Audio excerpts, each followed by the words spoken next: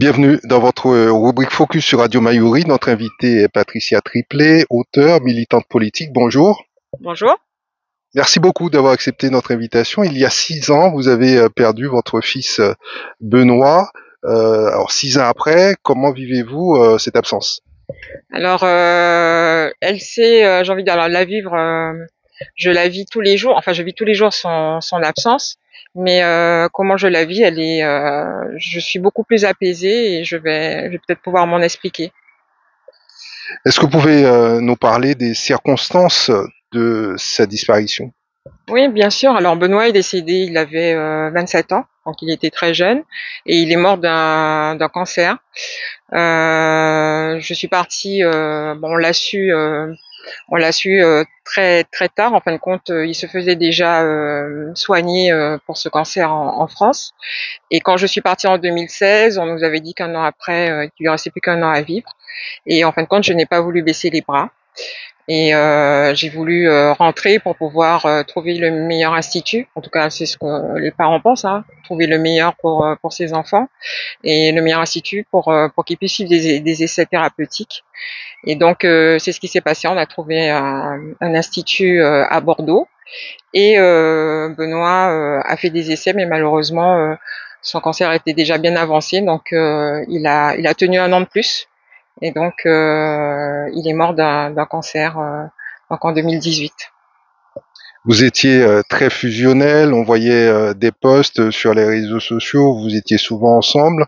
Est-ce que vous vous rappelez les derniers échanges que vous avez eus avec lui? Alors oui, oui parce que en fin de compte, quand je suis rentrée en France, j'ai réuni la famille puisque Benoît a 2 sœurs qui sont plus petites que lui, et donc j'ai voulu qu'on soit tous ensemble et à Bordeaux autour de lui. Et pendant ces 2 années, je peux dire que tous les jours, j'ai profité en fin de compte des moments. Je ne savais pas quand est-ce que ces moments allaient s'arrêter. Donc des moments pour discuter du présent, du passé et puis de l'avenir. Parce qu'en fin de compte, Benoît nous a beaucoup, en tout cas moi personnellement, m'a beaucoup impressionné parce que je trouvais que pour un jeune, il se battait et puis il avait surtout beaucoup d'espoir. Il ne voulait pas mourir, il ne voulait pas entendre parler de la mort. Donc on parlait tout le temps de projets et puis surtout beaucoup d'amour puisque moi, comme vous l'avez dit à travers mes posts, j'ai toujours exprimé en fin de compte l'amour de la famille. On est toujours une tribu et où mes enfants comptent beaucoup pour moi. Et je pense que c'est réciproque et donc c'est très fusionnel. Le fait d'en parler toujours aujourd'hui à travers des posts à des périodes très particulières comme la Toussaint, c'est une façon pour vous d'exprimer votre deuil? Alors du coup, je sais pas c'est quoi parce qu'au début je disais il faut que je fasse le deuil. Mais en tout cas, je réfléchis beaucoup sur ces sujets parce que à travers ma propre expérience, je sens en fin de compte une évolution, une explication en tout cas que je donne à chaque fois sur mon état d'être et puis sur celui de mes filles et bien sûr de son papa avec qui bon, je ne suis plus, mais nous sommes devenus très proches justement depuis la mort et avant la mort de Benoît quand il était malade. Et en fin de compte, quand Benoît est parti, j'ai cru que mon monde il allait s'écrouler. Mais je ne peux pas expliquer. J'étais dans un état, on va dire un état second, parce qu'en fin de compte, on fait les choses machinalement et parce que on se dit mais comment on va se relever de ça. Et je pense que j'ai avancé comme ça. Alors est-ce que c'est ça faire le deuil? Je ne sais pas. Et puis au fur et à mesure, je me suis dit bon, je pense que tous les parents qui vivent le décès d'un de leurs enfants trouvent cela très très injuste. Et puis finalement, j'ai beaucoup parlé sur l'injustice en me disant, parce que c'est ce qu'on dit en général, les enfants ne doivent pas partir avant les parents. Et puis finalement, je me dis, il n'y a pas de raison. Hein, quand l'univers décide de prendre soit l'enfant, soit le parent, c'est qu'il y a une explication derrière ça. On trouve ça injuste aussi parce que Benoît était un étudiant exemplaire, il était major de sa promo, il a toujours été très gentil, avec bienveillant, enfin, je pense que bon, beaucoup de parents diraient de leurs enfants que cet enfant avait que leur enfant a toutes les qualités. Donc c'est ce qu'il avait pour moi, toutes les qualités pour ne pas mériter quelque part de partir. Mais ça a été le cas. Donc il y a certainement une raison et je m'accroche à cette raison parce que je ne la connais pas. Et du coup, quand je vous parlais de cet état second, je me suis dit après, mais Benoît, quand on discutait beaucoup, pendant 2 ans, on n'a fait que ça, avant qu'il ne parte. Il m'a dit, maman, il faut que tu me fasses des promesses. Promets-moi de sortir ton recueil de poèmes. Enfin, plein de promesses. Et donc, je me suis dit, parce que j'ai compris ce que c'était le sens de survivre, et après vivre sans raison, et après vivre. Surtout quand on a d'autres enfants. Parce que quand on a d'autres enfants, en fin de compte, on vit, mais on sait plus à quoi se raccrocher. Donc, on se dit que on est obligé d'avancer parce que c'est injuste pour ceux qui restent. Et donc, ça donne une raison et puis après une force pour pouvoir continuer. Et c'est Pardon, vous vouliez poser une question? Oui, je voulais vous demander s'il était parti dans vos bras, entouré de ses sœurs, des gens qu'il aimait. Alors oui, quand Benoît est parti, en fin de compte, Benoît ne voulait pas partir. Donc tous les jours, il disait, il voulait pas qu'on parle de la mort, et j'avais beaucoup d'espoir, et du coup, je refusais aussi d'entendre qu'il allait partir. Mais je sais pas si c'est parce que je suis une maman, j'ai deviné le jour où il est parti. Donc il était hospitalisé.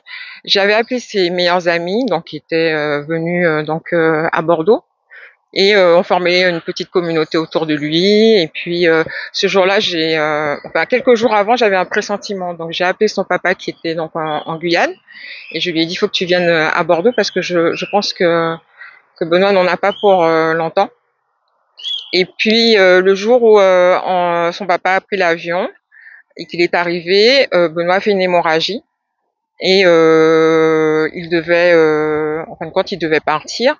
Et je me suis dit, mais c'est pas possible parce que son père vient d'atterrir, il va prendre le train pour venir à Bordeaux, il pourra même pas, même s'il est, du coup on l'avait mis dans un coma artificiel. Et donc pendant au moins 8 heures, les infirmières, les médecins se sont relayés pour pouvoir stopper l'hémorragie. Donc on se relayait. Et puis quand son père est arrivé, il lui a soufflé des mots dans l'oreille. Et Benoît l'attendait en fin de compte, on parlait beaucoup avec lui. Et puis il est parti. Il est parti comme ça. Et jusqu'à la fin, j'imagine qu'il a gardé toutes ses facultés intellectuelles. Il était conscient de du sort qu'il attendait, de cette épée Damoclès qu'il avait sur la tête. Alors il était conscient, mais il souffrait beaucoup. Il a beaucoup souffert les deux derniers mois. Il était donc sous morphine. Et bon, il y a des moments où il était un peu comment dire, inconscient parce que il avait besoin de médicaments pour ne pas souffrir. Mais oui, il avait toutes ses facultés, et on pouvait continuer à discuter avec lui. Et en fin de compte, les 2 derniers mois, il est resté hospitalisé, il sortait plus de l'hôpital, et son rêve c'était d'aller à la plage pour qu'il puisse voir la mer. Et puis on parlait, alors sujet délicat parce que comme il était jeune et qu'il voulait pas mourir, il me disait à chaque fois, moi je veux pas mourir, je trouve ça injuste. Et je lui disais, mais on sait jamais, je peux mourir avant toi, mais toi si tu veux mourir, tu veux quoi? Donc il m'a dit, je veux être incinéré, et je veux qu'après tu puisses jeter mes cendres à la mer en Guyane, parce que c'est mon pays. Voilà. J'imagine que c'est ce que vous avez fait. Alors Benoît a été incinéré, et pour l'instant on ne l'a pas encore fait. On a l'urne, et je pense qu'on l'a pas encore fait parce qu'en fin de compte, il y a ses sœurs, il y a son papa, et on trouvera le moment pour être en communion et le faire, oui, pour lui rendre hommage. Benoît, c'était l'aîné? Alors Benoît, c'était l'aîné, il avait deux sœurs, oui. Enfin, qui sont toujours là, en fin de compte, hein. Et justement, comment elles ont vécu toute cette phase de maladie, d'hospitalisation et à la fin ce décès? En fin de compte, ça a été très compliqué parce que quand on a quelqu'un de malade dans sa famille, en fin de compte, et puis qu'on sait que c'est grave, on forme une espèce de bulle, donc on se détache un peu de la vie, même si on fait des études, même si on travaille, mais un peu de la vie sociale. Et donc on s'enferme un petit peu, et c'est ce qui s'est passé. Et du coup, mais je les ai trouvées très très fortes parce que bah, justement elles faisaient leurs études, elles travaillaient, elles avaient des jobs, elles couraient, elles venaient à l'hôpital. Et quand Benoît est parti, ça a été très très compliqué pour elles. Et en fin de compte, jusqu'à maintenant, je me rends compte à quel point l'absence de quelqu'un, donc bon, en l'occurrence mon fils et puis leur frère, en fin de compte, peut changer en fin de compte la vie et la vie de quelqu'un en fin de compte. C'est-à-dire que on a un manque. Alors on a de la pudeur et en même temps pas, parce qu'on parle de Benoît sans pudeur, mais j'essaie de creuser parce que bon, vous parliez de mes publications, et moi c'est ce qui me délivre en fin de compte, hein. J'ai besoin d'exprimer en fin de compte, alors je sais pas si c'est de la souffrance quand je parle, mais tout ce que j'ai en moi, et en même temps j'ai besoin de lui rendre hommage, et ça me fait du bien de savoir que je parle de lui parce que je trouve que c'est quelqu'un, pas c'était, mais c'est toujours quelqu'un de bien, d'exemplaire. Mais ses sœurs, elles ont de la pudeur, je trouve, de parler de leur souffrance. Et il y a un manque en fin de compte, et ce manque-là, je le vois bien à travers leur vie, comment elles font pour pouvoir pallier à ce manque. Ça veut dire qu'il y avait tout simplement beaucoup d'amour, donc j'ai beaucoup de respect pour ça aussi. Est-ce qu'il y a des comportements, des gestes qui vous font automatiquement penser à Benoît aujourd'hui? Ben, tout me fait penser à Benoît, et je voulais revenir sur un sujet avec vous, Monsieur Plaisir, c'est que je parlais de survivre et après de vivre. Et, euh, et du coup, survivre, c'est quand on se dit, mais enfin, on n'attend qu'une chose. Enfin, on sait qu'il n'y a qu'une chose, c'est la mort qui nous guette, enfin, quelque part, hein, on n'a pas d'objectif. Et du coup, on avance comme ça tous les jours. Après, on vit, mais toujours parce on sourit, on rigole, on travaille, mais il y a ce manque, il y a quelque chose qui fait que on a comme de la pudeur à être heureux, parce que parce qu'on se dit mais comment on peut être heureux alors qu'on a perdu un enfant. Et il m'a fallu, là ça fait 6 ans, et à chaque fois ce sont des étapes. Et cette année, alors pourquoi je ne sais pas. Je peux dire que cette année, je vis, en tout cas pleinement, parce que j'ai des projets, et, et je n'ai pas de culpabilité à me sentir heureuse. J'ai toujours dit que, bon, quand Benoît est parti, j'ai toujours dit que j'étais très très forte, et qu'il fallait que je continue à avancer parce que j'avais des filles, parce que je devais rendre hommage à Benoît, parce que bon, j'ai une vie complète, mais en fin de compte, quelque part, alors, je pense que ça a été ça. Alors, je sais pas, vous parliez de deuil, de toujours travailler à fond, d'être dans mes publications, d'écrire beaucoup, de sortir un bouquin, d'être militante. Et puis finalement, on a l'impression qu'on vit, puis mais on vit. Et puis, est-ce qu'on est vraiment heureux? Est-ce qu'on est vraiment épanoui?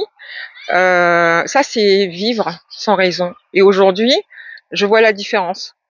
Je me sens rayonnante, je me sens, j'ai des projets, je me sens beaucoup mieux, et je ne culpabilise pas parce que je me dis que il a fallu du temps pour ça, parce que pour moi Benoît est là, c'est de l'énergie, il est là, il est là. Et donc je me dis il y a des signes comme ça, et je me dis qu'il n'attend que ça, en fin de compte. Il nous pousse à être heureuses, ses sœurs et moi, et continuer à s'entêter à ne pas le faire, c'est quelque part, c'est lui manquer de respect, enfin en tout cas de manquer de respect en fin de compte à son combat. Le décès prématuré de Benoît, quelque part, a changé votre philosophie de vie, a changé votre regard. Est-ce que ça a été plus loin au point de changer certains comportements ou des manières que vous comportiez, que vous aviez? Ah oui, complètement. J'ai toujours trouvé que j'étais forte. Mais depuis que Benoît est parti, en fin de compte, je me dis que je pourrais soulever des montagnes parce que c'est ce que j'ai fait pour lui.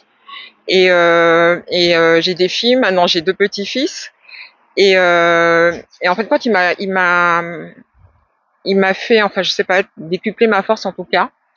Je suis très combative, mais ça, c'était déjà des choses que j'avais en moi mais après, ce qui a beaucoup changé, ben, c'est mon regard justement sur la vie.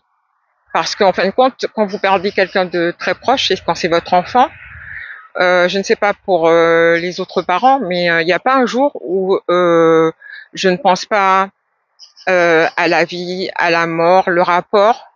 Et du coup, je pourrais dire que je n'ai pas peur de la mort, mais je prends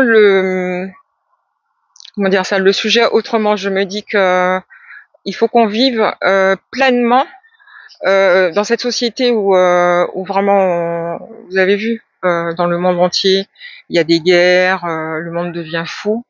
Et puis nous, on est en souffrance, surtout quand on milite, quand on veut plus de justice. Et à côté de ça, sur notre vie personnelle, on se doit de vivre ça pleinement, c'est-à-dire alors je dirais pas d'être constamment heureux, mais comme je le disais dans une de mes publications, de vivre sans pudeur les émotions et tout l'amour qu'on a, parce qu'en fin de compte, ce que moi je retiens de toutes ces dernières années, des 2 ans qu'on a fait avec Benoît, et depuis qu'il est parti, en fin de compte, c'est ce trop plein, mais on n'en a jamais assez, mais d'amour en fin de compte. Et c'est l'amour en fin de compte alors quand on parle d'amour, de sensibilité, d'émotion, on pourrait être vu comme j'ai envie de dire quelque part des rêveurs, des utopistes, etc. Mais c'est ce qui porte en fin de compte, en fin de compte le monde dans votre vie professionnelle, etc. Le respect, vous appréciez un collègue, vous aimez vos enfants, votre famille, etc. Donc c'est l'amour qui vous porte et qui vous guide. Et donc moi je pense que c'est toutes ces émotions que j'ai là en trop qui me permettent en fin de compte de vivre et de vivre sans pudeur en fin de compte. Si Monsieur Plaisir, j'ai envie de vous dire que je vous aime, ben je vais vous dire je vous aime parce que et j'aurai pas de honte. Ça n'engage que moi, mais j'exprime un sentiment et les gens souvent ont peur de ça parce qu'ils ont peur de montrer une espèce de faiblesse et en fin de compte on est comme ça. Un jour, quelqu'un m'a dit tu es ambivalente. Je me suis dit ouh là là, qu'est-ce que ça veut dire? En fin de compte, quand on vit, on est en même temps fort et fragile. Euh, il faut pas se dire je suis que fragile et ça veut dire que bon quelque part je suis pas forte ou je suis forte, mais pourquoi j'ai un peu de force? En fin de compte, on est les deux. Et c'est ce qui fait en fin de compte notre beauté en fin de compte. Donc moi j'aime bien avoir cette fragilité et en fin de compte tout ça c'est depuis que Baudouin est parti, je découvre tout ça et je l'ai exprimé à travers mon livre. J'ai envie justement, et ça m'a fait vraiment plaisir quand vous m'avez invité sur cette thématique, parce que l'idée d'un de mes livres à venir, c'est justement de pouvoir exprimer, parce que je l'ai fait, en tout cas d'avoir des lettres de parents qui euh, des parents qui ont écrit à leur enfant avant qu'il ne décède, ou des enfants qui ont écrit parce qu'ils savaient qu'ils allaient mourir. Et je pense que il faut justement il faut vivre la mort en tout cas m'a fait comprendre qu'il fallait vivre. C'est très paradoxal, mais ce sont des choses dont je ne m'en rendais pas compte en fin de compte. Est-ce que vous avez observé un certain changement dans la manière que les autres vous perçoivent suite à cette disparition? Alors, ce qui est revenu assez souvent, c'est justement, je pense, c'est cette force. En me disant, mais je sais pas comment tu fais, parce qu'avant de perdre Benoît, ce qu'il faut savoir, c'est que j'ai perdu mon frère, enfin j'avais juste un frère donc je l'ai perdu. J'ai perdu après ma maman, après mon papa. Donc j'étais orpheline en fin de compte et je pensais avoir traversé le plus dur et du coup j'ai perdu Benoît et du coup ça me permet aussi parce que le côté je pense que c'est l'écriture qui fait ça où j'ai besoin aussi de toute j'ai des mots poétiques, mais j'ai aussi besoin d'analyser et euh, et je me rends compte à quel point c'est compliqué de perdre son enfant. C'est encore, je l'ai vécu, mais terriblement par rapport à ma mère avec qui j'avais beaucoup de proximité. Et, euh, et du coup, c'est ce que je pense que les gens perçoivent autour de moi. Déjà, j'ai mes filles qui me disent tout le temps, sans que elles savent pas comment je fais. Mais je pense que ouais, c'est ce qui me permet d'avancer en fin de compte. Je peux pas l'expliquer comme ça. Alors je sais pas si c'est justement Benoît qui me donne cette énergie-là, mais je me dis que depuis qu'il n'est plus là, et ça a été la chose la plus terrible pour moi, d'accord. Peut-être que demain ça sera, je pourrais dire si c'est mes filles ou mes petits-fils, mais après tout le reste ne me fait pas peur. Donc du coup je suis j'aime bien dire que je fais ce que je dis et je dis ce que je fais. Donc je pars maintenant comme ça de manière très combative dans ma vie pour tout ce que j'entreprends. Pour vous, la mort, c'est un passage. On a plusieurs définitions, plusieurs manières de d'interpréter le, le passage de la vie à la mort. Comment quelle définition vous en faites vous? Alors ce que je vous ai pas dit, c'est que alors je vous remercie pour cette question parce que alors je disais avant que j'étais athée. Mais je n'aime plus dire ça. Je suis pas croyante, c'est-à-dire je suis pas catholique, j'ai pas une religion en particulier. Mais je me rends compte justement avec mon évolution, et surtout depuis que Benoît est parti, que je parle beaucoup de l'univers. Et je me dis que souvent je dis quand il y a des choses qui arrivent, là je vous ai parlé de Benoît, je me suis dit c'est l'univers. Et il y a quelque chose, ça veut dire que parce que pour moi rien ne se fait au hasard. D'accord. Donc aujourd'hui, vous m'avez proposé de parler de ce sujet-là. Il y a depuis le début de la semaine, je vis ce drame-là avec une de mes meilleures amies en Guadeloupe. Alors, je ne sais pas si vous avez entendu parler du jeune militaire qui s'est fait tabasser à mort, vraiment à mort, puisque du coup il est mort, hein, il est mort. Et du coup c'est le neveu d'une de mes meilleures amies. Et donc j'ai beaucoup parlé de ça ces derniers jours, en prenant justement mon aison, parce que je disais je veux même pas imaginer comment elle est la maman que je connais très bien. Et et du coup c'est un sujet voilà. Et je sais que ce sont des croyants, donc ils ont beaucoup parlé de ça. Alors, comme je vous disais, moi, je parle de l'univers et je pense que parler de l'univers, en fin de compte, c'est croire en quelque chose, en fin de compte. Vous voyez, parce que je me dis que je reste pas comme ça à me dire il y a rien et donc ça sera un vide complet.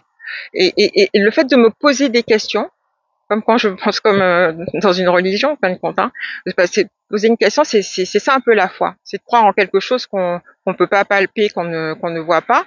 Et et je me dis qu'il y a des raisons à ça et que je ne les ai pas encore trouvées. Mais c'est aussi également mon cheminement. C'est de savoir pourquoi. Parfois parce que c'est venu subitement en fin de compte, ce cancer. Pourquoi Benoît et pourquoi quelqu'un de bien dans notre vie, dans notre passage de et du coup, bah, c'est le fait de penser ça m'a fait également évoluer en me disant, comme je vous disais, j'avais peur de la mort, mais je me posais des questions sur la mort en me disant, c'est mon fils ou demain ça va être quelqu'un de proche, ma meilleure amie ou un de mes enfants. Enfin, je peux pas parler de ma propre mort. On a cette phase-là de souffrance parce que nous sommes des êtres humains et j'ai envie de dire quelque part tant mieux parce que on n'est pas fait on est fait de chair, on n'est pas en fer en fin de compte. Donc euh, si on a cette émotion-là, mais on se dit, une fois que c'est passé, que il y a des raisons. C'est comme quand on se dit, d'autres disent, c'est quelque chose, c'est la mort, c'est normal. Donc, mais il y a des raisons et qu'ensuite on se dit, moi je me dis que Benoît est tout le temps là parce que je crois beaucoup en cette énergie. Je pense que on a de l'énergie comme ça. Des fois, on a des signes. Et comme je veux que ça soit quelque chose de factuel, mais c'est pas possible, je me dis que c'est de l'énergie. Et, et, et tout ça fait que je me suis donné plusieurs raisons comme ça pour pouvoir accepter la mort en me disant qu'on a ce passage-là de souffrance quand on a des gens qu'on aime beaucoup, mais que c'est quelque chose c'est quelque chose de normal.